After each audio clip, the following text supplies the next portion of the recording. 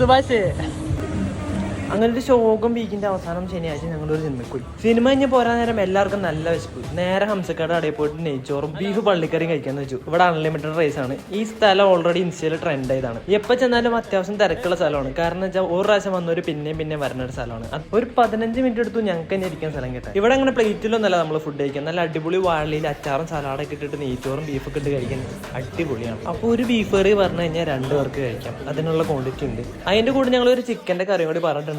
അതും നല്ല വെറൈറ്റി ആയിരുന്നു. പിന്നെ അവിടെ ഞാൻ കണ്ടത് ഒരു മത്സരമായിരുന്നു. അൺലിമിറ്റഡ് റൈസ് കൊടുക്കണതിനെ കടക്കാർ പോലും പേടിച്ചു വേണ്ടാവും. സെക്കൻഡ് ട്രിപ്പ് ആയപ്പോഴേക്കും ഞാൻ ചൊല്ലിട്ടെങ്കിലും വിവന്മാർ അവിടെ ഒന്നും നിർത്തിയില്ല. ചോറ് 3ാമത് വന്നു, 4ാമത് വന്നു. സാധാരണ എല്ലാ കടയിലും അവസാനം കൊണ്ടുവരുന്നത് ലൈമാണ്.